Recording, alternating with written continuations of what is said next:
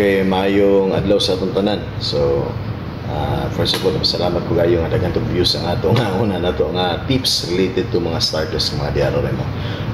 Sa di pa ako magsugod sa atong tip number 2, shout out sa akong amigo ug akong brad nga si Andrew Mantos from Pagadian City. Maiken ang may laki na EMT at the same time kuyog na ko sa training sa basic life support for instructors. Okay? So, ang tip number 2 nga ma-share na ko para sa mga bago nga mga Eldrim hosts nga nag-assume sa mga position is that kinahanglan you have to study, you have to learn, and you have to improve your knowledge into the legal basis of disaster management. No?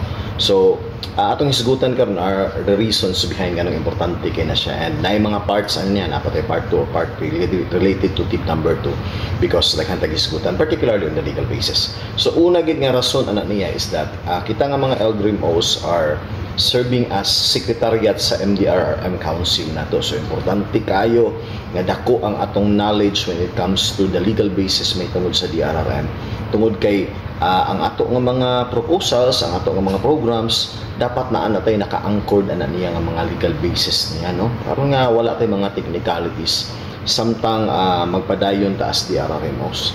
Ikaduha ana niya is that nag-provide po ta og mga technical expertise or technical assistance sa atong mga BDRRM sa committees nato. So importante kayo nga kung mangayo og assistance ang atong barangay, kung kani ba ang ilang gibuhat na mga plano, kani ba ang ilahang mga activities nga di-design, wala ba tay mga kakulian ani niya in terms of legalities, so maka-provide ta og makatabang ta niya.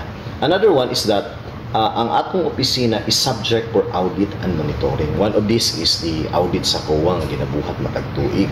So, importante kayo nga kita dako ta og knowledge in terms of the legality sa ato nga trabaho, tungod kay kung naatay mga ma-receive, example lang niya, natay mga receive nga madawat nga mga EOMs nato, natay madawat nga mga findings and observations, so natay mga any concerns nga ma-receive nato, we are able to kaning makahatag tag maayo nga reply, no? Labi na nga kaning satisfactory nga reply sa mao nga mga findings nga naa sa tuwa tungod kay subject for audit.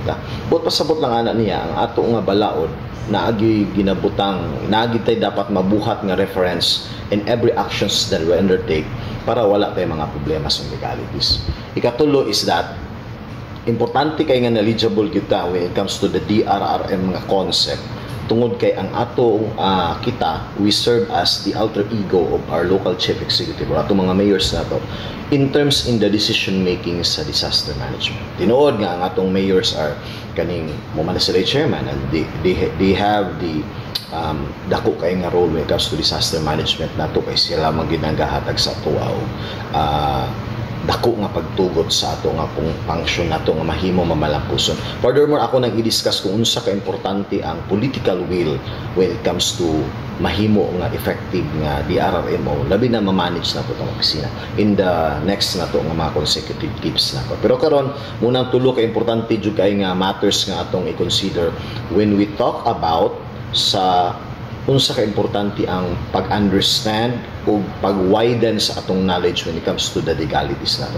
Ang atong next nga topic, next nato nga part ani niya, which is the part 2 sa atong tip number 2, is we will talk about RA 10121, unsay mga specific areas nga dapat gyud nato nga makapa o ma-master gyud in a level of the DRRM. Okay, dili man pud katibukan sa RA 10121 ato yung huniton og i-master gyud, pero naay part sa RA 10121, labi na this RA 10121 is the Philippine Disaster Risk Reduction Management Act of 2010, na ay importante jud kay nga mga specific nga parts dito sa mga sections dito sa ato ang balaod nga kinahanglan kita nga DRRM o makinabuhian gid nato na ma-master gid nato gayo.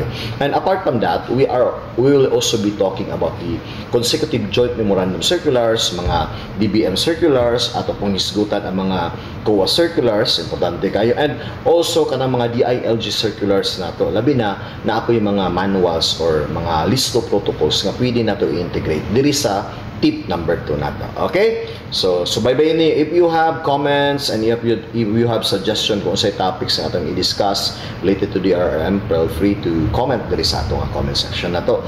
And of course, like and share and subscribe para nga mas daghan pa tayong makatunan sa atong para sa mga DRRM o mga starters pa lang. Daghang salamat ug maayong adlaw sa atong tanan.